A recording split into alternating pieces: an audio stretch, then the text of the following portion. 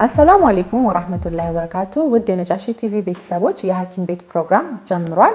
ሐኪም ቤት እንደምታውቁት በተለያዩ የሕክምናና የጤና ርዕሰ ጉዳዮች ላይ ባለሙያዎችን እየጋበዘ ተሞክሯቸውን የሚያካፍሉበት በተጨማሪም ደግሞ እንግዲህ እውቀት የምታገኙበት መረጃ ስለ ጤናችሁ ስለ ደህንነታችሁ የምታገኙበት ፕሮግራም ነው። የሐኪም ቤት ፕሮግራም አቅራቢያችሁ ዶክተር ሐናን አለባቸው ነኝ፣ የጡትና ኢንዶክራይን ቀዶ ሕክምና ሰብ ስፔሻሊስት። ስቱዲዮአችን እንግዲህ ዶክተር ሁዳ አማን ይገኛሉ። የቆዳና የአባላዘር ሕክምና ስፔሻሊስት ሐኪም ናቸው።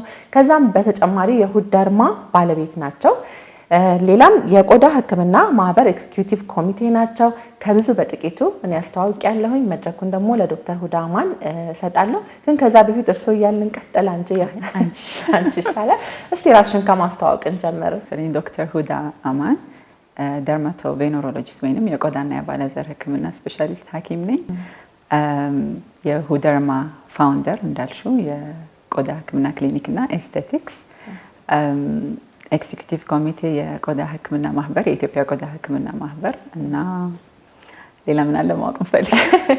እኔ እንደውም ማስተዋወቅ ላይ መካተት ያለበት ሶሻል ሚዲያ ላይ ያለሽ ፕሬዘንስ በጣም የጎላ ነው። ኢቨን ብዙ ሰው ቲክቶክ ባልጀመረበት የጤና ሕክምና መረጃዎችን መስጠት ባልጀመረበት ጊዜ ራሱ ለብዙ ሰዎች ጠቃሚ መረጃዎችን ስታስተላልፊ ነበረ እና እሱም መጠቀስ አለበት ብዬ አምናለሁ።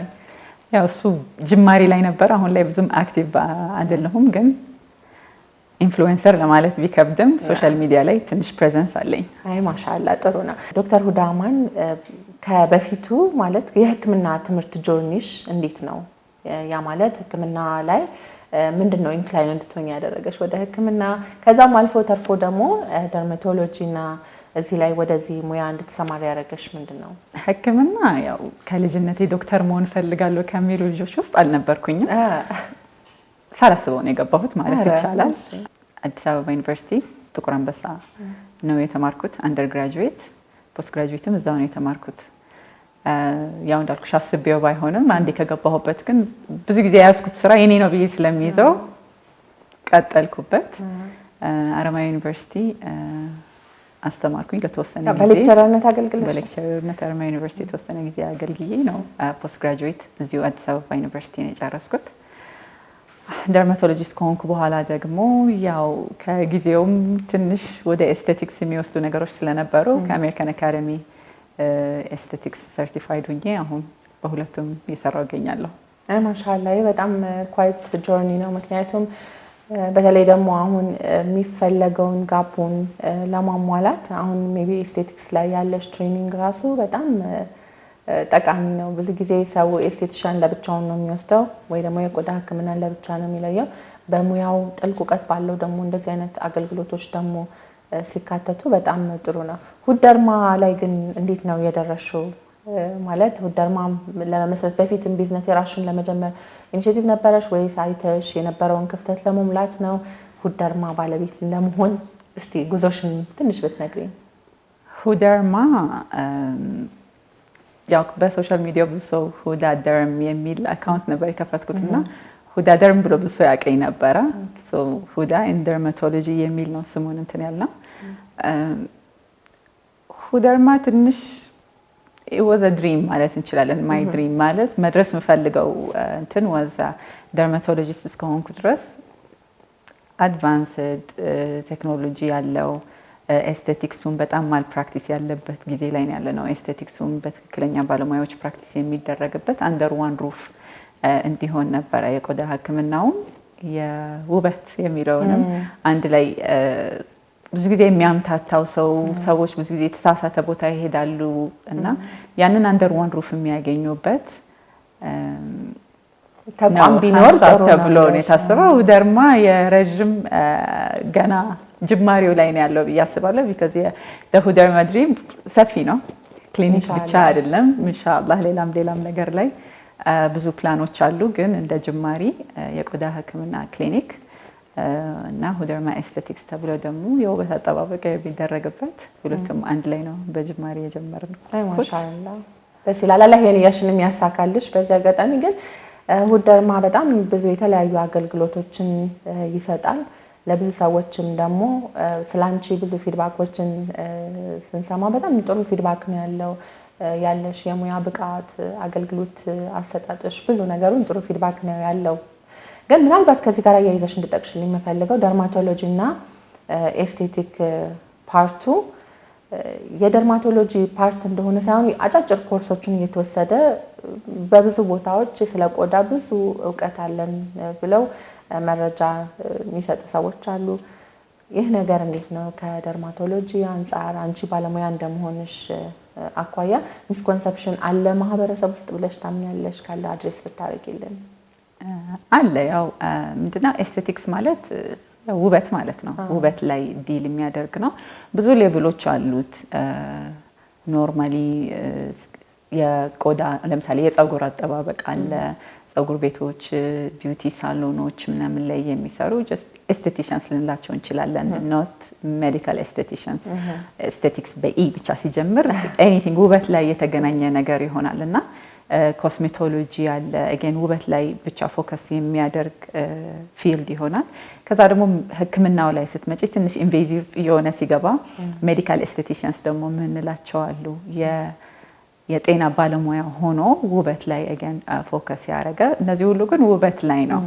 ደርማቶሎጂ ጋር የሚያገናኘው የቆዳ ሕክምና ያው ፊት ለፊት የሚታየው ኦርጋናችን ቆዳ ነውና ውበትም በብዛት ቆዳ ላይ የሆነ ነገር ስለሆነ ቆዳ፣ ፀጉር እና አጠባበቁ ኤስቴቲክስ ሲሆን ሕክምናው ደግሞ ደርማቶሎጂ ይሆናል ማለት ነውና የቆዳ ህመሞች በጣም ብዙ ናቸው፣ ሰፊ ናቸው። ግን ውበትን አፌክት የሚያደርጉ የቆዳ ችግሮች በኤስቴቲክ ደርማቶሎጂ በሚል ፊልድ ይኖራሉ። ሶ ኤስቴቲክስ የምንለው ሁለት አይነት ነው። ኖርማል ኤስቴቲክስ ከህክምና ጋር ያልተገናኘው፣ ለምሳሌ ሜካፕ የሚቀባ ሰው ውበት ላይ ነው እየሰራ ያለው። ፀጉር የሚሰሩ ሰዎች፣ እነዚህ ጥፍር የሚሰሩ ሰዎች ውበት ላይ እየሰሩ ያሉ ነው፣ ግን ከህክምና ጋር ያልተገናኘ። ሜዲካል ኤስቴቲሽንስ ደግሞ የምንለው ደግሞ ቆዳውን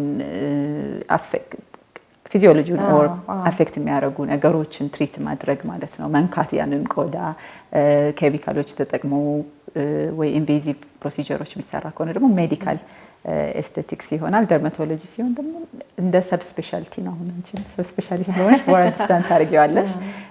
ኤስቴቲክ ደርማቶሎጂ ደግሞ የደርማቶሎጂ ሰብ ስፔሻሊቲ ነው። ያው ጠቅላላ ሐኪም ሆነሽ ደርማቶሎጂስት ስፔሻላይዝ አድርገሽ ኤስቴቲክስ ላይ ደግሞ እንደ ሰብ ስፔሻሊቲም ተብሎ የደርማቶሎጂ ፊልድ ውስጥም ይገባል። ውበትና ቆዳ መለያየት ስለማንችል ማለት ነው። አሁን ያልሽው የመጨረሻ ላይ በጣም ጠቃሚ ነገር ነው። ምክንያቱም አብዛኛውን ጊዜ አጠቃላይ የቆዳ ሕክምና የሚሰጡ ስፔሻሊስት ሐኪሞች አሉ።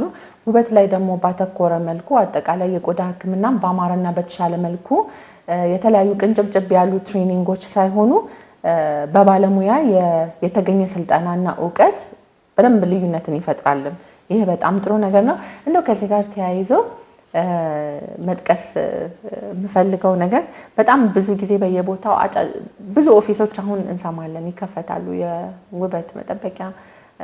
አንዳንዴ ልክ እንደ ቆዳ ባለሙያም በተወሰነ መልኩ እውቀቱ አለ፣ ትሬኒንጉ አለ። በደንብ ዌል ትሬንድ የሆነ ሰው ሲሆን ትክክል ነው። ከዛ ውጭ ግን እውቀቱ ሳይኖራቸው በማህበራዊ ሚዲያ ላይ የተለያዩ አይነት መረጃዎች ኢቨን ትሬኒንግም ሳይኖራቸው የተለያዩ አይነት ስለ ቆዳ ብዙ ይሰጣል። ነው እርስ በርሱ ነው የሚመካከረው። ይችን ብትሞክሪ ይሄ ለኔ ጠቅሞልኛል፣ ይሄ ለኔ ሰርቷል ይላል። እና አንዳንዴ ማህበራዊ ላይ የምናገኛቸውን መረጃዎች እንዴት ነው መጠቀም ያለብን? ይሄ ችግር አንደኛ የመጣው አሁን ላይ በዚህ ዘመን ብዙ ሰው ውበቱ ላይ የሚሰጠው ትኩረት ትንሽ ከልክ በላይ ነው። ሰው የውስጡን ሳይሆን በቃ ቢዩቲ ላይ ኢንቨስት የሚያደርገው ዓለም ላይ ያለው ማርኬት አሁን በጣም ማልታይ ቢሊየን ቢዝነስ ኢንዱስትሪ ነው፣ የውበት ኢንዱስትሪ የሚባለው ማለት ነው። እና ያንን እንደ መጠቀሚያ ነው። አሁን ኢቭን ጠቅላላ ሕክምና የተማረ ሰው ሞር ወደ ቆዳ ቢሄድ ሞር ያገኝበታል፣ አቴንሽንም ያገኝበታል፣ ሚዲያ ላይ ቢዝነስም ያገኝበታል። እና ፎከሱም እዛ ላይ ስለሆነ ጉግልን ብትከፍቺ ብዙ ስለ ቆዳ ነገሮች አሉ። እሱንም አይቶ ለማውራት አይ ቲንክ እሱ ሞር ይገፋፋዋል። ኢንዱስትሪው ሰፊና በጣም ተፈላጊ ስለሆነ አሁን ሁለተኛው ደግሞ ፊት ለፊት የሚታይ ኦርጋን ስለሆነ አይ ቲንክ ሰውን በቀላሉ ይደፍረዋል። በቀላሉ የሚያውቀው ነው የሚመስለው። ገብቶሻል? አሁን ጉበት ላይ የሆነ ኢንፌክሽን አለ፣ ማንም ሰው ደፍሮ ስለዛ ሊያወራ አይችልም። ብጉር ፊት ለፊት ስለምትታይ ግን ሁሉም በቀላሉ የሚያውቀው ስለሚመስለው ያወራል። እና ትንሽ ኦቨር ኮንፊደንስ አለ። ትክክል ስታውቂው ደርማቶሎጂ በጣም ሰፊና ሞር ኮምፕሊኬትድ ነው። ግን ቀላል ነገር የሚመስል ነገር አለው ፊት ለፊት ስለሚታይ ይመስለኛል። እና እነዚህ ሁለቱ ናቸው ወደዛ ፑሽ ያደረገው። እና ብዙ ጊዜ ሌቭሉን አያውቅም። አሁን ሰው የማያውቀው ነገር ማነው ባለሙያ፣ ማነው ምን መስራት ያለበት፣ እነዚህ የሚለያዩ ነገሮች አሉ። አሁን በባለሙያ ብቻ መሰራት፣ በጤና ባለሙያ ብቻ መሰራት ያለባቸው ነገሮች አሉ። እንደምታውቂው ደም ንክኪ ያላቸው ነገሮች በደንብ ስቴሪላይዝ መደረግ አለባቸው እና እነዚህ ነገሮች በጤና ባለሙያ ብቻ መሆን አለባቸው እና ኦር ኮምፕሊኬት ሊያደርግ የሚችል ነገር የጎንዮሽ ጉዳት ኖሮ የጎንዮሽ ጉዳቱ ራሱ እንዴት ነው የምታክም የሚለውን ማወቅ ሲኖርብሽ ነው ያንን ባለሙያ። ለምሳሌ አንቺ ሰርጀን ነሽ፣ አፔንዲክስን ቆርጦ ማውጣት ብቻ ስለቻልሽ አይደለም ሰርጀን የሆንሽው። እሱን ስትሰሪ ኮምፕሊኬት ያደረገውንም አብሮ ትሪት ማድረግ መቻሉ ነውና እንደዚህ አይነት ነገሮች አሉና አሁን በተለይ ትምህርት ቤቶችም ሰፍተዋል። ማንም ሰው ማይክሮኒድሊንግ አሁን ትንሽ ኢንቬዚቭ ነው፣ መርፌ ነው ምንም ቢሆን ወደ ቆዳ የሚገባው እና ጤና ባለሙያ ቢሆን ይሄንን የሚሰራው የሚፈልገው ግን ማይክሮኒድሊንግ እናስተምራቸዋለን። በጣም ብር የምታተርፉበት ቢዝነስ እኮ ነው ይሄ ምናምን በሚል በማስተዋወቅ ማስተማር ብቻ ማለት ትምህርት ቤቶች ሁላ እየተከፈቱ ነው እና ደርማቶሎጂ ትንሽ በቀላሉ የሚደፈር ነው እንዳልኩሽ። ኢንካሙም እናሳስት ነው አሁን ቢዝነሱም ቀላልም ይመስላል በፊት ለፊት የሚታይ ኦርጋን ስለሆነና ለማል ፕራክቲስ በጣም ቅርብ የሆነ ፊልድ ነው። ስለዚህ ለተመልካቾቻችን የሚሆነው መልእክት ምንድነው? አንድ አይነት የተለያዩ አይነት የቆዳ ችግሮች ወይም ደግሞ ስለ ቆዳ ደህንነት ማወቅ ሲፈልጉ ባለሙያው ማን ነው፣ ምን ያህል ደረጃ ነው የሰለጠነው፣ የቱ ደረጃ ነው ያለው የሚለውን በደንብ ግራ ቀኙን አመሳክሮ ነው አገልግሎቱን ማግኘት ያለበት እንጂ በቅርብና በቶሎ ማግኘት ስለቻለ ሰርቪሱን በመሄድ አላስፈላጊ ጉዳት ራስን መጠበቅም ጥሩ ነው የሚለውን አንድምታ ነው የወሰድኩት። ስለዚህ እንግዲህ ያለን ሁኔታዎች ግን በነገራችን ላይ ስለ ቆዳ ሕክምና ደርማቶሎጂ በፊት እኔ እንደውም የሆነ የሰማሁት ጋይኒ በጣም ኢንክላይንድ ነበርሽ፣ ከዛ በኋላ ወደ ደርማን የመጣሽው ለመማር ምን አነሳሳሽ? ደርማቶሎጂ በጣም ኢንትረስቲንግ ነው። ባይ ዘ ዌይ ሰፊ ነው። እንደ ሰው እንደሚያስበው ቀለል ያለሽ ሳይሆን it's very vast። ቆዳን ስታይ የሚሰራቸው ስራዎች ገራሚና ሰፊ ነገር ነውና ኢንትረስቲንግ ነገሮች አሉት as a science ማለት ነው። የሳይንስ at the same time ደግሞ ላይፍ ስታይሉም ቀለል ይላል። ላይፍ ስታይሉ እንደሌላ ህክምና ይሄ ከበድ ያለ ስትሬስ የለውም። ሌሊት የሚያሳድር ወይንም እሷንቺ ታውቂዋለሽ ወይንም ደግሞ የህክምና ስትሬስ አለ። ለምሳሌ ፔሸንቶችሽ በጣም ተርሚናል ኢልነስ የሚለው ነገር ሲኖር አንቺ ማብረሽ ዲፕረስ የሚያደርጉሽ ነገሮች አሉ። ከውስጥሽ አይጠፋም፣ በየቀኑ ታስቢያቸዋለሽ እና በነገርሽ ላይ የተሻለ ህይወት ማለት ቀለል ያለ ህይወት መምረጥ በተለይ ደግሞ በደንብ ለሰው እየደረሽ እያገለገልሽ በደንብ ደርማቶሎጂ እኮ ብዙ ያልተሰራበት ፊልድ ነው እስከሚገባኝ ድረስ ማለት ነው።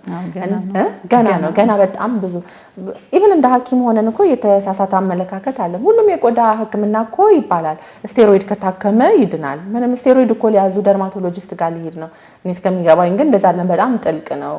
ብዙ አይነት የቆዳ ችግሮች አሉ እና የተሻለ ህይወት አሁን ቢዚ የማያደርግ ህይወት ግን በተሻለ መልኩ ደግሞ የራሳችንን ያኗኗር ዘይቤ የተሻለ ይሆናል ብለን አስበን ደግሞ ያንን ህይወት መምረጥ ደግሞ ብልህነት ብዬ ነው የማስበው። እውነት ነው። ዛሬ ደግሞ ተፈላጊ ነው ማለት ጥረት አለ፣ ደርማቶሎጂስት ጥረት አለ ሀገር ውስጥ ትንሽ ነው ከሚፈለገው አንፃር ትንሽ ነው። ላይፍ ስታይልም አለ። እኔ እንዳልሽው ጋይናኮሎጂ ኢንትረስትድ ነበርኩኝ። ብዙ አመትም ሰርቻለሁ ጋይናኮሎጂ ላይ። ግን እንዴት ነበር ቆይታው? ደስ ይላል በጣም። እሱም በሳቲስፋይ የሚያደርግ ነው። ሴቶችን ስታገለጊ፣ እናቶችን ስታገለጊ በጣም ደስ የሚል ነው። ግን ራስሽ ላይ ደግሞ ትንሽ ስትሬስ የሚያደርገው ነገር አለ። ቢዚ ያደርግሻል፣ ያስጨንቃል። ለመወሰን ውጥርጥር የምትይው ነገር አለ። የደቂቃዎች ውሳኔ ነው የሚፈልገውና እሱ ትንሽ ስትሬስ ያደርጋል። በእርግጥ ግን አገልግለሽ ነው አንቺ ወደ ደርማ የመጣሽው። ስለዚህ አገልግያለሁ ብዬ አስባለሁ። ከሁለቱ ውጭ ግን ሌላ የሆነም ነበረ። በጣም ወዳቸው ፊልዶች ሁለቱ ናቸው። አይ ማሻአላ ደስ ይላል። ውድ ተመልካቾቻችን ከዶክተር ሁዳ አማን ጋር ያማረ ቆይታ እያደረግንም ነው የምንገኘው። ስለዚህ ከአፍታ ቆይታ በኋላ ተመልሰን እንመጣለን። የትም እንዳትሄዱ።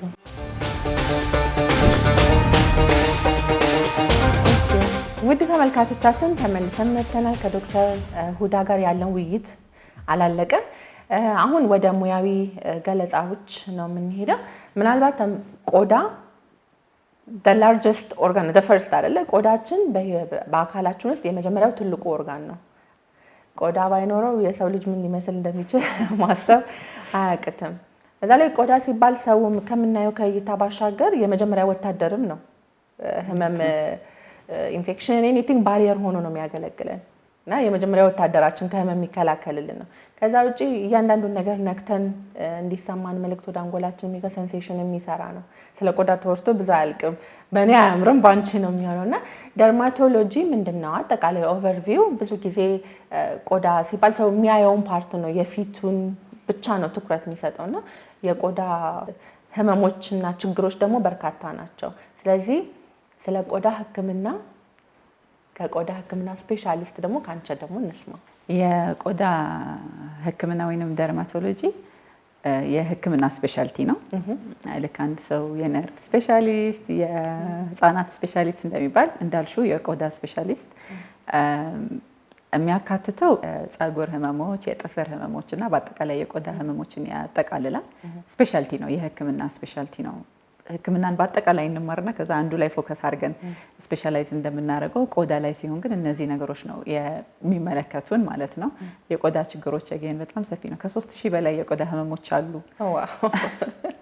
ሰፊ ነው ትልሽ እና ኢንፌክሽኖች ሊሆኑ ይችላሉ። ሌላ አይነት ተላላፊ ችግሮች፣ ካንሰር፣ ኢንፍላማቶሪ ችግሮች፣ አብሮ የሚኖሩ የቆዳ ችግሮች ብዙዎቹም እንደዛ ነገር ናቸው። ፊት ላይ፣ ሰውነት ላይ፣ ማንኛውም ፓርት ሰውነት ላይ፣ እጅ ላይ፣ እግር ላይ የሚወጡ ሁሉም የቆዳ ችግሮች። ጥፍር ላይም ስንመጣ የጥፍር ፈንገስ አለ፣ የጥፍር ሌሎች ኢንፌክሽኖች፣ የጥፍር ካንሰር አለ። በጣም ፀጉር ላይም ስትመጪ እንደዛው ሰፊ ነገሮች ናቸው እና የቆዳ ህመሞችን ያካትታል። ማንኛውም ኦርጋን ደግሞ ህመሙ ብቻ ሳይሆን አጠባበቁም አብሮ ይሄዳል። እንደውም እሱን ልጠይቅሽ ነበር። ጤናማ የቆዳ አጠባበቅ እንዴት ነው የሚለውንም በዛው ያዥልን። ያው ያንን ህመሞችን የምትከላከዩ በአጠባበቁ ነውና እሱንም አብሮ ኮንሰርን ያደርጋል ማለት ነው። የቆዳ ችግር ቆዳ አጠባበቅ እንግዲህ ፊት ነው፣ ሰውነት ነው፣ እንዴት ነው? ምናልባት ብዙ ተመልካቾቻችንም ሞር ኢንትረስትድ የሚሆኑ ፍላጎት የሚኖራቸው ሁሉም ሰው ለሰው የሚታየው ፊቱን ነው አይደል? የፊታችንን ቆዳ እንዴት እንጠብቅ፣ አጠባበቁ ምን ይመስላል የሚለውን እስቲ ኦቨርቪው ሰጫ። በዚህ ጊዜ ሁሉም ሰው የሸመደዳት ነገር አለች። የቆዳ አጠባበቅ ክሊንስ፣ ሞይስቸራይዝ፣ ሰንስክሪን እያልን ብዙ ጊዜ እናስተምራለን። ያው ማጽዳት ይፈልጋል። ማጽዳት፣ ማለስለስ እና ከፀሐይ መከላከል፣ እነዚህ ቤዚክ የፊታችን አጠባበቅ የምንለው እሱ ነው። ላንቺ ተስማሚ በሆነ መንገድ ማጽዳት፣ ማለስለስ፣ ሞይስቸራይዝ ማድረግ፣ እርጥበቱን መጠበቅ ማለት ነው። እና ደግሞ ብዙ የቆዳ ችግሮች ፀሐይ ስለሆነ የሚያመጣው ፀሐይ መከላከል። እነዚህን ሶስቱን ከያዘን አይ ቲንክ ቆዳችን ጠብቀናል ነው የምንለው። ከዛ ቀጥሎ ላሉ ችግሮች ወይ ለምንፈልጋቸው ነገሮች ስፔሲፊክ የሆኑ ነገሮች ደግሞ መጨመር እንችላለን። ፊት ላይ ስንመጣ ሞሮፍ እንደ ህመም ሳይሆን ውበታችን ላይ ያልወደድናቸው ነገሮችን ነው ማከም የምንፈልገው። ያልማንወዳቸው ነገሮች እንዳይመጡ ነው ፊት ላይ የሚታይ ሰው ሞር ኦፍ ኤስቴቲክ ነገር ነው የፊት ላይ ሲመጣ ማለት ነው። የውበት ፓርቱ ነው የሚሆነው። ስለዚህ ምናልባት የጤናማ ቆዳ አጠባበቅ እንደ ቆዳ አይነታችን ይለያል። አንዳንድ ሰው ብዙ ጊዜ ምን ይባላል፣ ይሄንን ሳሙና ሞክሪው በጣም አሪፍ ነው ሞክሪው ብሎ አንዱ ለአንዱ ሪከመንድ ያደርጋል። አረ አንቺ ያልሽኝ ሳሙና አይሰራም ይላል።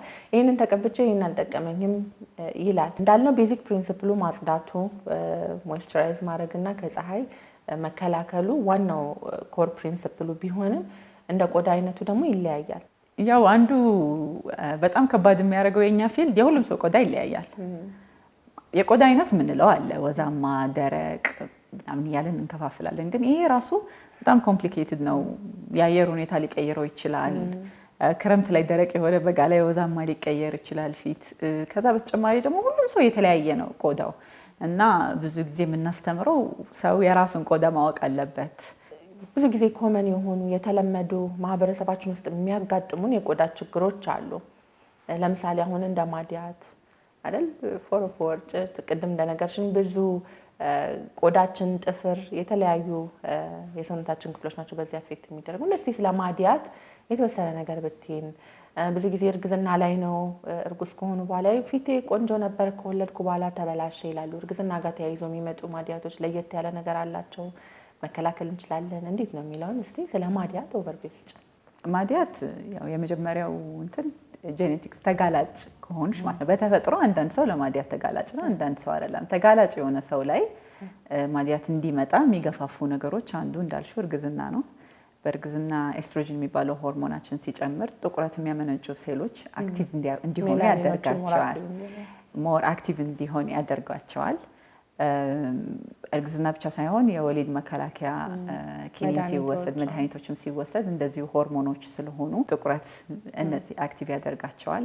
ሌላ በጣም የሚያግዘው ፀሐይ ነው። የፀሐይ ጨረር ምግባቸው ነው ብለሽ አስቢው።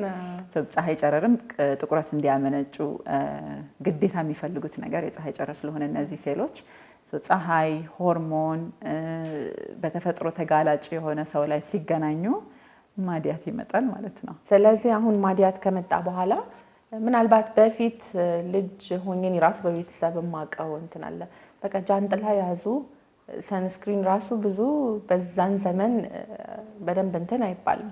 ጃንጥላ ያዙ፣ ፀሐይ ተከላከሉ። ከዛ ውጪ ብዙም በሕክምና ማከም አይቻልም ተብሎ የሚታሰብ ነገር ነው። የማዲያት ሕክምና ምን ይመስላል? አዎ ትንሽ ሰው እንደዛ ብሎ የሚያስብበት ምክንያት እውነትም ከበድ ይላል። ማዲያት ማከም ለምንድን ነው? በጣም ተመላላሽ ነው።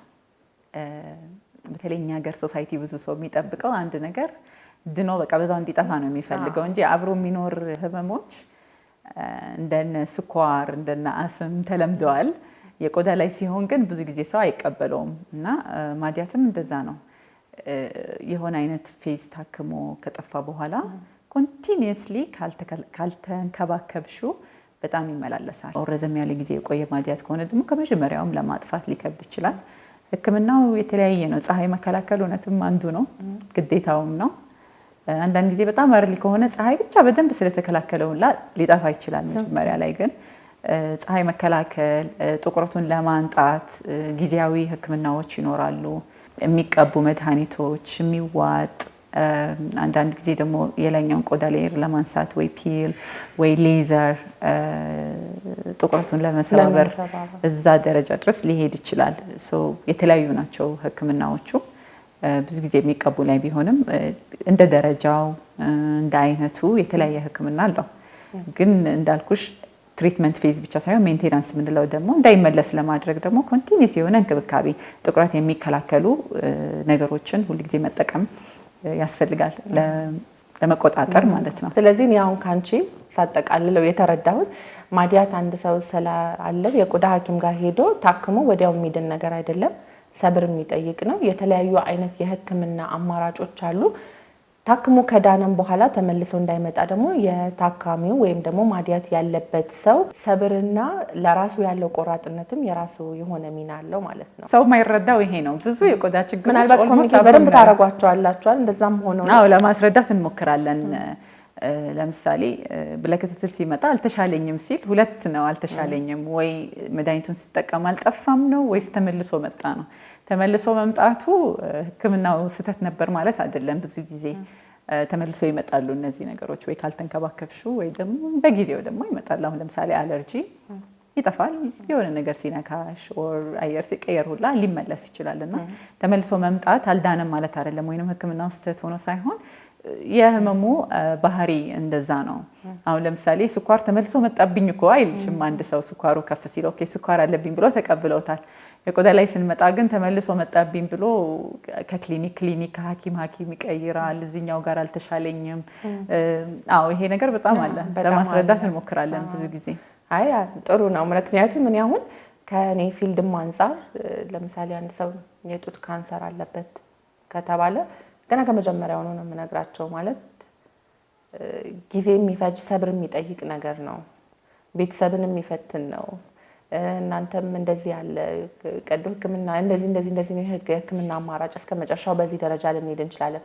ወራቶች፣ 6 ወር ከዛም በላይም ለቀጣይ አመታትም እንደዚህ ነው የሚሆነውና የምትገቡበት ነገር ይህ ነው ግን አብረን ገጥመን የምናሸንፈው ነገር ነው ብለን ደግሞ ሳይመጡ በፊት ከመጀመሪያው ነው ኮሚኒኬሽን ነው። አንዳንዴም እንዳልሽው ኮሚኒኬት አድርገሹ መቀበል አንዳንዴ መስማት የምንፈልገውን ብቻ የምንሰማውም ነገር አለና ወይ ደግሞ ነገሩ ከብዶ ማንቀበልበት ሁኔታ ይኖራል እና ኮሚኒኬሽን በጣም ኢምፖርታንት መሆኑን ነው ከዚህ ራሱ አይደል ምናየው።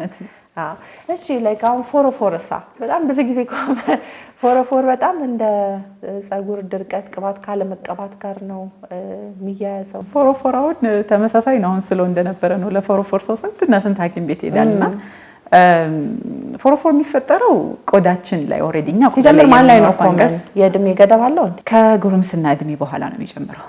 ብዙ ጊዜ ህፃናት ላይ ፎሮፎር ሌላ ፎሮፎር የሚመስል የፈንጋል ኢንፌክሽን ይኖራል። ህፃናት ላይ ግን ብዙ ጊዜ ከጉርምስና እድሜ በኋላ ሆርሞኖቻችን የሚያመጡት ለውጥ ይኖራል። ቅባት ማመንጨት ይጀምራል ፀጉራችን ስካልፕ ቆዳም እና ቆዳችን ላይ ኖርማሊ የሚኖር ፈንገስ አለ። ይመቻችለታል ሁኔታዎች ቅባቱ ይኖራል። አንዳንድ ጊዜ በሙቀት በስትሬስ ሰዓት ሁኔታዎች ሲመቻችለት አገን ጄኔቲክስም አለ እዚህ ጋር ለፎሮፎር ተጋላጭ የሆነ ሰው ላይ እነዚህ የተመቻቹ ኢንቫይሮንመንቶች ሲኖር ፈንገስ ባህሪው ይቀይርና እንደ ፎሮፎር ነገር ይጀምረናል ማለት ነው።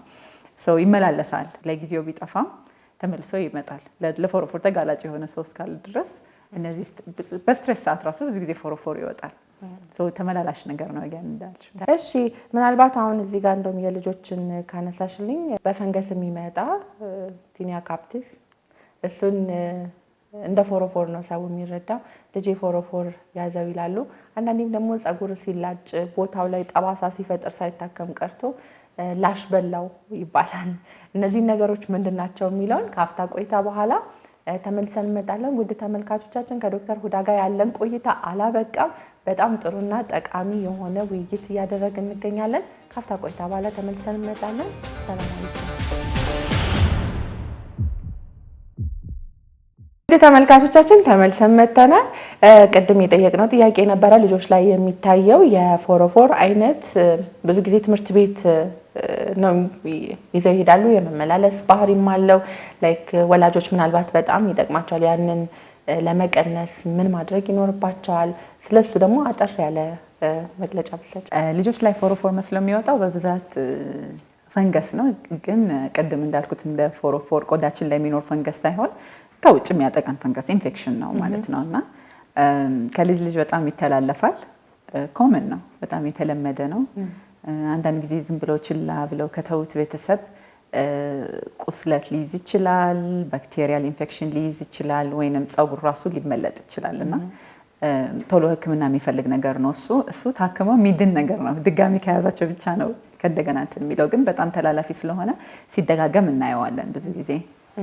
አንዳንዴ ላይክ ልጆች ላይ እንደዚህ በተለይ ወላጆች አጋጥሟቸው ሊሆን ይችላል።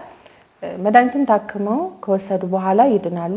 ከዛ በኋላ ተመልሶ እንዳይመጣ ሻምፖ፣ አንዳንድ ኬቶኮናዞል ሻምፖዎች፣ ሌሎች የአንቲፈንጋል ኮምፖነንት ያላቸው ሻምፖዎችን መጠቀም አትሊስት በሳምንት አንዴ ይመከራል ይባላል። ይህ ነገር እንዴት ነው?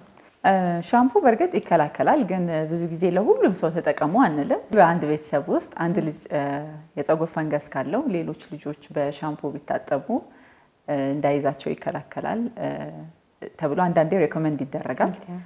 በጣም የተመላለሰ ካስቸገረ ግን እንዳልሽው በሳምንት አንድ ቀን በ15 አንድ ቀን መታጠብ ሊከላከለው ይችላል። ሌላ ቋቁቻ ነው። በጣም ማህበረሰባችን ላይ ኮመን ነው። እንዴ እንትና ቋቁቻ ይዞታል የሱን ልብስ እንዳትዋስ እንዳትወስድ ይባላል። ምንድነው ቋቁቻ? እንዴት ነው የሚገለጠው? አሁን ያልነውም ደግሞ የሚያሰጋ ነገር ይተላለፋል የሚባለውስ ነገር አለ የሚለውን አያይዘሽ ብነግሪኝ። ብዙ ጊዜ ሰው ይተላለፋል ብሎ ያስባል፣ ግን ቋቁቻም አይተላለፍም። አሁን ስለ እንደነበረ ነው፣ እንደ ፎሮፎር ነው። ቆዳችን ላይ የሚኖር ፈንገስ ባህሪው ሲቀይር፣ አክቲቭ ሲሆን፣ ሙቀት ሲያገኝ ወይንም በስትሬስ ሰዓት ቆዳ ላይ የሚፈጠሩ ነገሮች አሉ ስትሬስ ስንሆንና እነዚህ ነገሮች ለፈንገሱ ሲመቻች የሚወጣ የቆዳ ችግር ነው። የሚተላለፍ ይመስለዋል እንጂ ብዙ ሰው ኦሬዲ ፈንገሱ ሁላችንም ላይ ያለ ነው። ቋቁቻ ለመሆን ሌሎች ነገሮች ሲመቻቹለት ነው እንጂ ማንም ሰው ላይ ስለሚገኝ እንደ ተላላፊ ህመም አንቆጥረውም። ተላለፈብሽ አልተላለፈብሽ ራስሽ ላይ ያለውም ሲመቻችለት ነገሮች ነው ወደ ቋቁቻ የሚሄደው ማለት ነው ፈንገሱ። እንደ ተላላፊ አይቆጠርም። በጣም ጠቃሚ መረጃ ነው። ምክንያቱም ልጅ ራሱ ሆነን በቃ ከአንዱ ይዞታል እንዳይተላለፍ የሚባል የተዛባ አመለካከት ነው፣ እኛም ያለፍንበት ነገር ነውና ይሄ ለተመልካቾቻችን በደንብ ብዙ ጥያቄያቸውን ይመልስላቸዋል ብዬ ነው የማስበው። ሌላ ማንሳት የምፈልገው ነገር ብዙ ጊዜ የቆዳ ሕክምና ሲባል ከኢንፌክሽን ወይ ደግሞ አሁን ከጠቀስናቸው አሁን ፈንገስም ኢንፌክሽን ነው ወይ ደግሞ ከውበት ባሻገር ሌሎች ደግሞ የተወሳሰቡ የቆዳ ችግሮች አሉ። ኢቭን እስከሚገባኝ የቆዳ ሕክምና እንደውም የመጀመሪያ የሚያጋጥማችሁ የካንሰር አይነቶች የካንሰር ሕክምና የቆዳ ካንሰሮች የተለያዩ አይነቶች አሉና እንደዚህ አይነት ነገሮች በሙያሽ ላይ በምትሰሪበት ጊዜ ብዙ አጋጥሞሻል? እንዴት ነው የሚለውን እስቲ ልትነግሪኝ። አስልሽ እንደነበረው የቆዳ ህመሞች በጣም ሰፊ ናቸው። እስከ ካንሰር ድረስ አለ። ያው የካንሰር ምልክት የሚመስል ነገር ካለ ናሙና ተወስዶ መመርመር ነው ያለበት። ያጋጥሙናል ኦፍ ኮርስ እንደዚህ አይነት ችግሮች ያሉ ስለሆኑ ማለት ነው።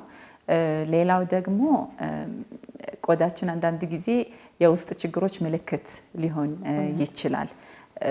አንድ ሰው ወይ ስኳር ህመም ዳያግኖዝ የሚደረገው መጀመሪያ ቆዳ ላይ በታየ ምልክት ሊሆን ይችላል።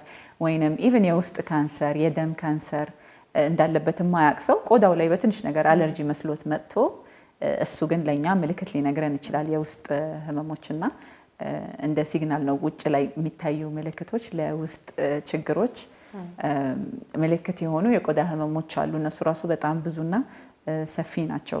አንዳንድ ጊዜ ለየት ያለ ነገር ሰው ካየ ቆዳው ላይ ዝም ብሎ ኢግኖር አድርጎ መተው የሌለበት ምክንያት አንዱ ይሄ ነው።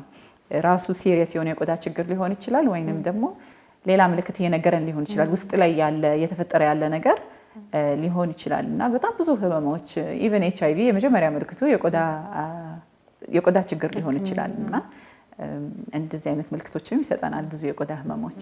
ሰውነታችን ሲታመም ቆዳችን ቀድሞ ይጮህልናል እንደማለት ነው። ድረሱልን። የቆዳ ህክምናን በተመለከተ እንግዲህ ስናይ ከዚህ በፊት የነበረው አለ። ቆዳ ህክምና ሲባል እንዲህ ቆዳ አብዛኛው ህክምና እኮ ስቴሮይድ ነው የሚሰጠው የሚታከመው ይባላል። ግን ያ አይደለም፣ በጣም ሰፊ ነው። ምናልባት ሪሶርስ ሊሚትድ ሀገር ውስጥ ስላለን ብዙ ነገሮችን ማግኘትና ማቅረብ ስለማይቻል አሁን ላይ ደግሞ በብዛት በጣም ጥሩ የሆኑ ነገሮችን ጥሩ አገልግሎትም እየተሰጠ ነው። የቆዳ ህክምና በፊት እንደነበረው አይደለም፣ በደንብ አድጓል። እና ደግሞ አንቺ በተለያዩ አጋጣሚዎች ከሀገር የመውጣት እድሎችን አጋጥሞሻል እና የቆዳ ህክምና የደረሰበትንም ሁኔታ በተወሰኑ መልኩ አይተሽዋል እና ከዚህ ጋር አያይዘሽ እንድነግሪልኝ የምፈልገው ነገር አንደኛ መድኃኒቶች ስቴሮይድ ነው ሲባል የተለያዩ ገበያ ላይ የሚሰጡ መድኃኒቶች አሉ አይደለ? የሚሸጡ አሉ የቆዳ ውበትን ለመጠበቅ ወይ ደግሞ በተለይ ለማንጣት ከለራችንን ብራይት ለማድረግ ተብሎ የሚሰጡ መድኃኒቶች አሉ። ምናልባት ቤታሴት የሚባለው መድኃኒት ይሸጣል ማርኬት ላይ። አንዳንዴ ከፋርማሲ ሄደው የመሰላቸውን የቀረባቸውን ማግኘት ስለቻሉ ብቻ የተለያዩ አይነት መድኃኒቶች ይወሰዳሉ። እሱን ብትነግሪን፣ ከዛን ደግሞ የሚቀጥለውን ጥያቄ እንቀጥላለን። ከሱን ጀምር መሰለኝ። እንደ ማንኛውም ፊልድ ከቴክኖሎጂ ጋር የተሻሻለ የሚመጣ የተስፋፋ የሚመጣ ፊልድ ነው የቆዳ ህክምና። እንዳልሽው በፊት በተለይ እኛ ሀገር ሪሶርስ ሊሚትድ ነው። አሁንም ገና ነን። አሁንም በጣም ብዙ የቆዳ ችግሮች የተደረሰበት ህክምናዎችና መፍትሄዎች እኛ ሀገር ገና ያልገቡና ያልደረስንባቸው አሉ። ግን ያው በተቻለ መጠን ለመድረስ እየሞከርን ነው። ወደማም እንደዚህ አይነት ነገሮች ለመስራት እየሞከራችሁ በተቻለ መጠን እያደረግን ነው እንደዛና እየሰፋ የሚሄድ ነው። ገናም ነው። አካሁንም በኋላ በደንብ እየሰፋ የሚሄድ ነውና ብዙ አድቫንስመንቶች አሉት። በርግጥ አንቺን በጣም የገረመሽ አድቫንስመንት ቆዳ ህክምና ላይ ምንድን ነው? ሁላችንም በቃ ይሄ ነገር እንደ ወይንኛ ሀገር በኖረ ብለን እኮ የምንቆጭበት አለ። ያው በኖረ ለማስባል ይከብዳል። ግን አሁን ላይ በጣም ዓለም ላይ ፎከስ እየተደረገ ያለው ኤስቴቲኩ ላይ ማለት ነው። ኤስቴቲክሱ ላይ አንቲ ኤጂንግ ነው። እድሜን ወደኋላ መመለስ ወይንም ቃለ ማርጀት የምትዩ ማለት ነውና ሰው በርግጥ የእርጅና ምልክትን አይፈልግም። ይሄ ኖርማል የሰው ባህሪ ነው። ግን ኤክስትሪም ደረጃ እየደረሰበት ያለ ሁኔታ አለ ማለት መሸብሸብን ለመከላከል የምንጠቀማቸው ነገሮች አሉ። እስከ ሰርጀሪ ድረስ ይሄዳል። ግን አሁን ላይ ደግሞ ሞር ዲኤንኤ ሌቭልሽ ድረስ ደርሶ የሚሰሩ ስራ ሰርቶ ኤጅሽ የቆዳሽ ኤጅ እንዳያደርግ የሚያደርጉ ቴክኖሎጂዎች አሉና ያው እኛ ሀገር በኖር እያልኩ አይደለም፣ ግን ኤክስትሪም ደረጃ የሚሄድና የሚያስገርምሽ አይነት እንትኖች አሉ አንቲ ኤጂንግ ላይና አሁንም የትም ዓለም ስትሄጂ በቃችን እድሜ እንዴት እንያዛት ማርጀቱን እንዴት እንያዝ የሚል አይነት ነገር አለና እድሜ ጸጋ ነው የሚባለው ነገር እየቀረ ነው። በጣም ያስደነግጥሻል። እስቲ ያውን ቅድም ትንሽ ጀመር ያደረግሽልን ብዙ ጊዜ ሰው ስለሚያገኝ ብቻ የተለያዩ አይነት ስቴሮይዶችን መጠቀም እንዴት ነው ቤታሴት ሌላ የተለያዩ አይነቶች አሉ አይደለ? ቆዳን የጠቀመ መስሎ ግን ውስጡን ጉዳት የሚያመጡ የተለያዩ አይነት ፕሮዳክቶች አሉና ስለነሱ እንደው ለተመልካቾቻችን ጀባበቲ። አው ቤታሴት ተባለ በተለምዶ ግን ብዙ አይነት አሉ። ስቴሮይዶች ናቸው፣ መድኃኒቶች ናቸው። ኖርማሊ ለቆዳ ችግሮች ለማከም የምንጠቀማቸው መድኃኒቶች ናቸው። ግን ረዘም ያለ ጊዜ ስንጠቀመው ቆዳ ላይ የሚያመጣው ኢፌክት አለ። መጀመሪያ ላይ ትንሽ የማሳመር ነገር ስለሚኖረው ለመቅላት የቆዳችን ኦር ማንኛውም ኢንፍላሜሽን ያዝ ነው የሚያደርገው ስቴሮይድ እና ሪአክት እንዳያደርግ ነው የሚያደርገው። ስለዚህ አሁን ለምሳሌ ትንሽ የተቆጣ ነገር ካለ ስቴሮይድ ስትቀቢው ያረጋጋዋል። እንደዛ ስለሆነ እንደ ጥሩ ለውጦች ስለሚያዩ መጀመሪያ ላይ ብዙ ሰው ይጠቀመዋል። በተለይ ለመቅላት ያው ከባህሉም ከሶሳይቲውም አንፃር ቅላት ነው እንደ ውበት ተብሎ የሚያዘውና ሁሉም ሰው መቅላት ይፈልጋል። ያው ውበት እንደተመልካቹ ቢሆንም ብዙ ሰው ቅላትን እንደ ውበት የሚያየው ነገር አለና ያንን ፈልገው ነው ሰው በብዛት ወደ እነዚህ ክሬሞች የሚገባው። ከዛ በጣም ብዙ የጎንዮሽ ጉዳት አለው።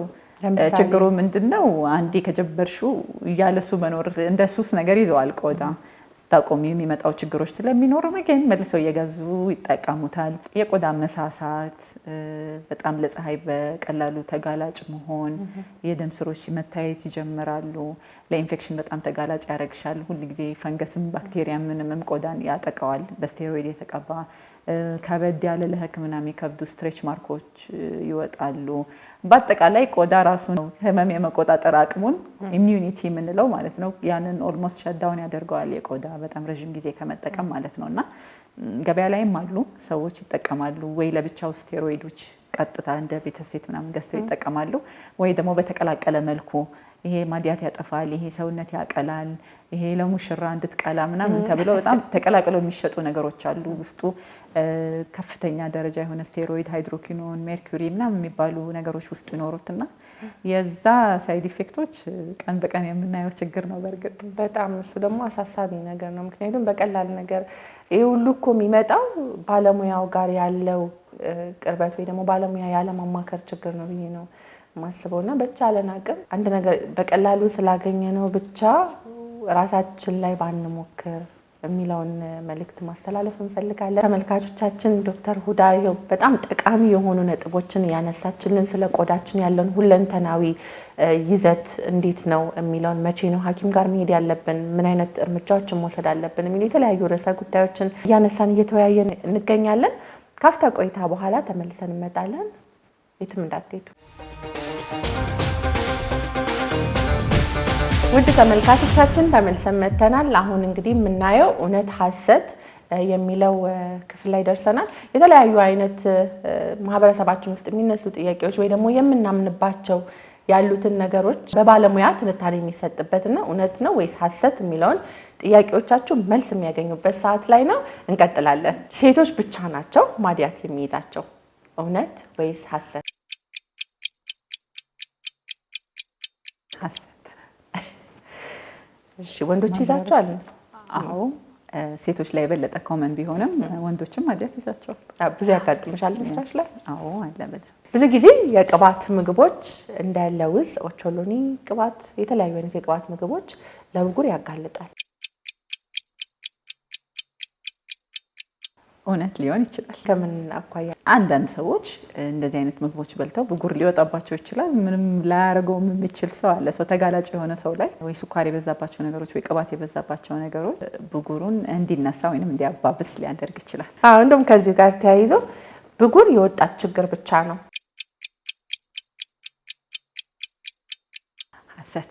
ሐሰት።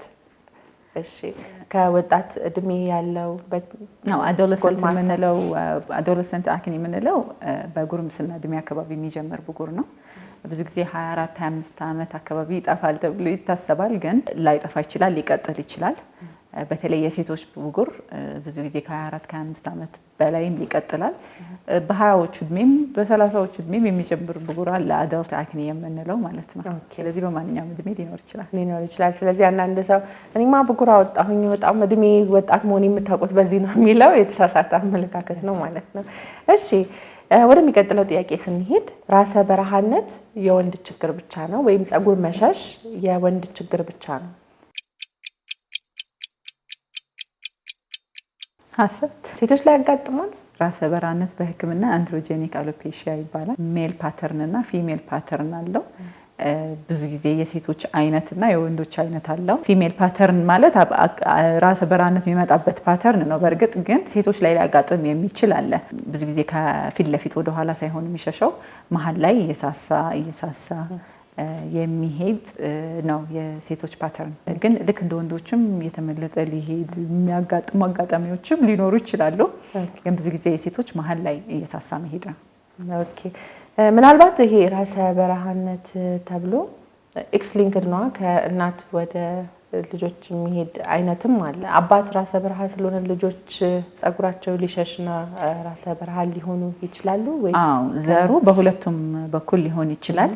ግን በእናት ሳይድ ሞር ስትሮንገር ነው ጂኑ እንጂ አባት ራሰ በራነት ካለው ልጆቹ ላይ ሊኖር ይችላል። ሂስትሪ ግን ስንጠይቅ በእናት ሳይድስ የእናት ወንድሞችስ ብለን እንጠይቃለን። የእናት ሳይድ ያለው እንትን ስትሮንግ ነው። ሌላ ጭርት በምራቅ የሚመጣ በሽታ ነው?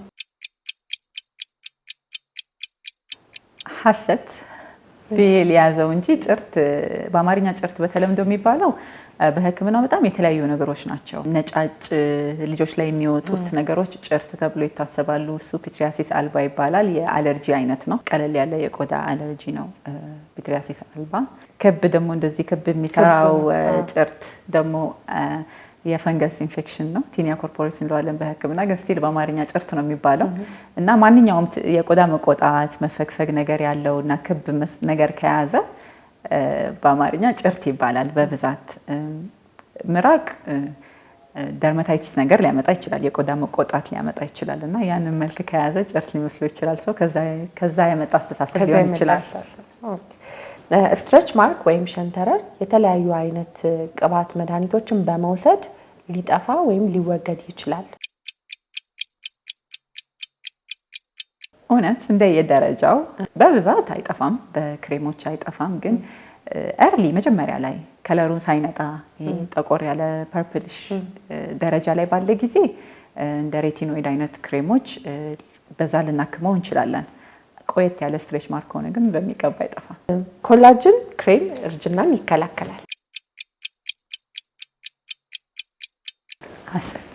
ኮላጅን ክሬም እንደ ኖርማል ማለስለሻ ብለሽ አስቢው እንጂ ኮላጅን ውስጥ አላቸው ተብሎ የሚሸጡ ክሬሞች ያን ያክል አይጠቅመንም። ኮላጅን ሞለኪውላር ዌይቱ ሳይዙ ተለቅ ይላል እና በቆዳ አልፎ አይገባም ወደምንፈልግበት ሌየር በክሬም መልኩ አይገባም ኮላጅን። እና የቆዳችንን ኮላጅን መጨመር ከፈለግን ኮላጅን እንዲያመርቱ ሴሎቻችን የሚያነቃቁ ፕሮሲጀሮች መሰራት ነው በአንደኛነት ደረጃ ሬኮመንድ የሚደረገው። ወይንም ደግሞ ኮላጅን እንዲያመርቱ የሚያነቃቁ ክሬሞች አሉ እንደነ ሬቲኖይዶች እንጂ ኮላጅን ዳይሬክትሊ ተቀብተ ነው ስራ ይሰራል። ኮላጅን ሰፕሊመንትስ አንዳንዴ በቫይታሚን መልክ ኮላጅን የተዘጋጅተው ይሸጣሉና እነዛ የተወሰነ ደረጃ ቆዳሽ ላይ ሊደርስ ይችላል። ከሁሉም ሰውነትሽ ጋር ይሄዳል። ኮላጅን ለብዙ ነገር እንደምታውቂው ያስፈልጋል። ለአጥንት፣ ለመገጣጠሚያ፣ ለተለያዩ ኦርጋኖች እና ያቺ ወሰድሻት ሰፕሊመንት ሁሉም ጋር ተዳርሳ ነው ትንሽ ቆዳ ላይ የሚደርሰው። የሚፈለገውን አይነት ለውጥ ላያመጣ ይችላል እንጂ ትንሽ የተወሰነ ደረጃ ቆዳ ላይ ሊደርስ ይችላል። ብጉርን ማፍረጥ ቶሎ እንዲሻለን ስለሚያደርግ የሚመከር ተግባር ነው? ጠባሳ ሊተው ይችላል። ስለዚህ ብጉርን ማፍረጥ አይመከርም። ጠባሳ ይተዋል። ኢንፌክሽን ወደ ቆዳ ውስጥ እንዲገባ ያጋልጣል። በተለይ እዚህ መሀል ፊታችን ላይ ደግሞ ከሆነ ዴንጀር ዞን የምትባለው ትራያንግሏ እዚህ ጋር ያለችው ደግሞ የበለጠ ወደ ደም ስሮች ገብተው ኢቭን ወደ አእምሯችን ድረስ የሚሄዱ ደም ስሮች ላይ ኢንፌክሽን ይዞብን ሊሄድ ይችላልና ማፍረጥ አይመከርም። ስለዚህ ለተመልካቾቻችን በተለይ በማህበረሰባችን ውስጥ የሚያጋጥመን የሆነ ካለ በቃ አፍርጠው ይሻላል ተገላገለ። አጋጣሚ ብዙ ሰው በራሱ ብቻ ሳይሆን ፌሻል ቤቶች ላይም ባለሙያ ባልሆኑ ሰዎች ሲሰራ አንዳንድ ጊዜ ልክ ብላክ ሄድ ዋይት ሄድ የመሰላቸው ኢቭን ኖርማል ብጉሮች መፍረጥ የሌለባቸው ብጉሮች ሙሉ ለሙሉ ያፈርጡላቸዋል ፌሻል ሲሰራና እሱም የማይመከር ነገር ነው። ብዙ ጊዜ በዛ ኮምፕሊኬት አድርገው ጠባሳ ፈጥሮ ምናምን የሚመጡ አሉና ፌሻል ተሰርቼ ነው እንደዚህ ሆንኩት የሚሉ ሰዎች ብዙ ናቸው። ፀጉር ላይ ላሽ ይታያል የሚል ሰው ነገር አለ። ሀሰት ነው። ብዙ ጊዜ ላሽ በላው ይባላል። ይህ ከምንድን ነው? በተለምዶ ብዙ ሰው የሆነ ነገር ሂዶብኝ ነው የሆነ ነገር ልሶኝ ነው ብሎ ነው የሚያስቡት። ያው እኛም በሕክምና በአማርኛ ላሽ ነው የምንለው። አሎፔሺያ ኤሪያታ ይባላል። ኦቶ ኢሚዩን ነው ማለትም የራሳችን ኢሚዩኒቲ ሴሎች ኖርማሊ የኢሚዩኒቲ ሴሎቻችን ሌላ ነገር ለማጥቃት ዝግጁ የሆኑ ሴሎች የራሳችንን ሴል ሲያጠቁ የሚመጣ ችግር ነው። እንደ ማንኛውም ኦቶ ኢሚዩን ህመሞች ማለት ነው። ሰው ፀጉር የሚያመነጩ ሴሎች ላይ ኢሚዩኒቲያችን ሲያጠቃው ላሽ ይፈጠራል እንጂ ከላይ የሆነ ነገር ነክቶሽ የሆነ ነገር ሂዶብሽ ምናምን አይደለም። ሌላኛው ቪቲሊጎ ወይም ለምጽ የሚባለው ከሰው ሰው ይተላለፋል። ሀሰት። እሱም ኦቶ ኢሚዩን ነው። እሺ፣ ተፈጥሯዊ ግብአቶች ሁል ጊዜ ለጤና ተስማሚ ናቸው? ሀሰት። እንዴት? ብዙ ጊዜ እንደውም ሰው ተፈጥሯዊ ነው እኮ ተፈጥሯዊ ነው ተጠቀመው ተቀባ ይባላልና እንደው እስቲ ትንሽ ብታብራሪል። ያው ኬሚካልና ተፈጥሯዊ ብሎ ብዙ ሰው ይከፋፍላል ነገሮች። በሳይንስ ካየነው ሁሉም ነገር ኬሚካል ነው። ተፈጥሯዊ ነው ታሽጎ የመጣ ነው ምናምን ኬሚካል የሚለው ቃል ነው ብዙ ጊዜ ሰው የሚፈራውና ሁሉም ነገር ኬሚካል ነው። ለምሳሌ ሎሚ አሲድ ነው እና ኬሚካል አይደለም በሚል ነው ተፈጥሯዊ ነገር ለሁሉም ነገር ጥሩ ነው ብሎ የሚያስቡት እንጂ እንደየአይነቱ ይለያያል። ሁሉም ተፈጥሯዊ ነገሮች ጠቃሚ ናቸው ማለት ይከብዳል። የፀሐይ መከላከያ ፀሐይ ከሌለ መጠቀም አያስፈልግም? ቴክኒካሊ ሁሌ ነው የሚያስፈልገው። ሁሌ የፀሐይ ብርሃን አለ። የምንከላከላቸው ጨረሮች በዳመናም ያልፋል ብለን ስለምናስብ ሁል ጊዜ ያስፈልጋሉ። ስለዚህ ፀሐይ ባይኖርም መጠቀም ይመከራል ማለት ነው። የልጆች የቆዳ ችግር ሁሉ አያሳስብም፣ ሲያድጉ ይተዋል ይሄ የሚባለው ነገር ሀሰት ነው። ኦብቪየስሊ የልጆች ህመሞች ግን ብዙ ናቸው። ኢንፌክሽን ከሆነ የተባባሰ እንዳይሄድ መታከም አለበት። ብጉር ከሆነ ይጠፋል ብለንም ብንጠብቅ ጠባሳው ግን አብሮ የሚኖር ነገር ስለሚሆን መታከም አለበት። ሌላ ደግሞ ለሳይኮሎጂ ለስነ ልቦና እንትናቸው አፌክት ያደርጋቸዋል እና ከትንሽ ዓመት በኋላ ይጠፋልን ብለን አሁን ያንን ይዘው መቆየት የለባቸውም ልጆች። ስለዚህ መታከም አለበት። ትክክለሽ። ብዙ ውሃ መጠጣት የቆዳ ድርቀትን ይከላከላል፣ እውነት ወይስ ሀሰት? ሀሰት። ትንሽ እውነት አለው ግን ሞር መጠጣት ሃይድሬት ያደርገናል ሙሉ ሰውነታችን። ውሃው ለሁሉም ሰውነታችን እንደሚሄደው ያክል ለቆዳም ይሄዳል። ግን የቆዳ ድርቀት ለመከላከል የበለጠ ውሃው ከቆዳችን ተኖ እንዳይወጣ ነው ማድረግ ያለብን። በማለስለሻዎች ውሃውን አስሮ ይዞ እንዲቆይ ቆዳውን ማገዝ ሞር ይፈልጋል እንጂ ደረቅ ቆዳ ተኖ በመውጣት ነው ትራንስ ኤፒደርማ ዋተር ሎስ የምንለው ውሃ በመውጣት ስለሆነ የፈለገ ብንጠጣ ስቲል በክሬም ብሎክ ካላደረግነው ስቲል ተኖ ይሄዳል። የመጨረሻው የእውነት ሀሰት ጥያቄ ላይ ደርሰናል። ውድ ክሬሞችን ወይም ብራንድ የሆኑ ክሬሞችን መጠቀም የቆዳ ደህንነትን ዋስትና ይሰጣል፣ እውነት ወይስ ሀሰት? ሀሰት። ያው የቆዳ መንከባከቢያ ክሬሞች በዋጋቸው አይደለም ጥቅማቸው። በትናንሽ ቦትል ብዙ ኤክስፔንሲቭ ነገሮች ምንም ለቆዳ የማይጠቅሙ ይኖራሉ።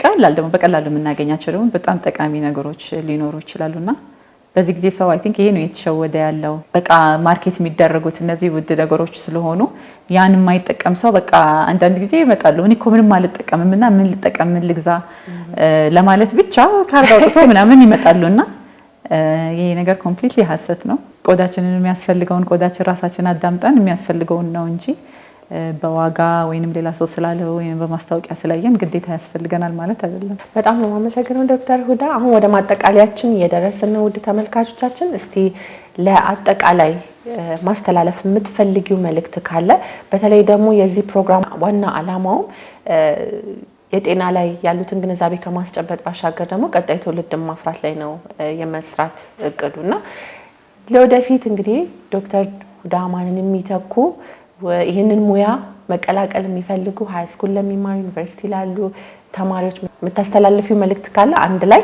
አያይዘሽ ብትነግሪኝ። በአጠቃላይ ለሁሉም ሰው ማስተላለፍ የምፈልገው መልእክት እንደ ቆዳ ሐኪም ቆዳችሁን ተንከባከቡ። የሚያያችሁ ባለሙያ ማን ነው? ቆዳችሁ ላይ የተቀባችሁት ያላችሁት ነገር ምንድነው? ከየት ነው ያገኘሁት? ውስጡ ምንድነው ብሎ ማየት ያስፈልጋል። ብዙ ሰው የተሳሳተ መረጃዎች እያገኘ በሚገኝበት ጊዜ ነው ያለነው፣ በተለይ በሶሻል ሚዲያ እና ያው ሰው ያደረገውን ሁሉ ተከትሎ ማድረግ ሳይሆን የራሳችንን ቆዳ አዳምጠን የሚያስፈልገንን ነገር ብቻ እየተጠቀምን ቆዳችን መንከባከብ አለብን ብዬ አስባለሁ። ለያንገር ጄኔሬሽን ያልሽው ያው ሕክምና ትንሽ ከበድ ቢልም የሚቻል ነገር ነው። ምንም አይነት ነገር ኢምፖሲብል የሚባል የለም። ለየት ያለ ብቃት ኖሮን ስለሆነ አይደለም እዚህ ደረጃ ሰው የሚደርሰው። ትንሽ ጥንካሬ ሃርድ ወርክ ይፈልጋል።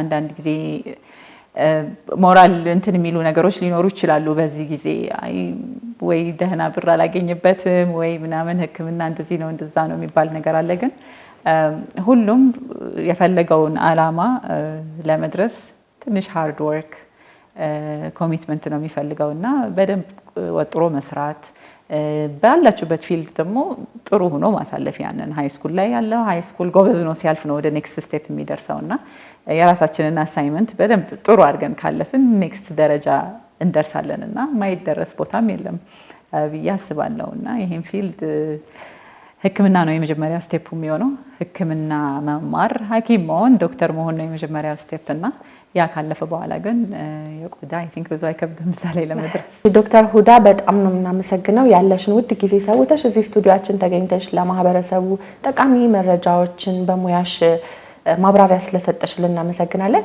እንደው ሳናጠቃልለው በፊት ዶክተር ሁዳን የት አሁን አንቺን ለማግኘት ለሚፈልጉ ሰዎች የት እንደሚያገኙሽ በዚህ ጠቆም ብታረጊ ነው?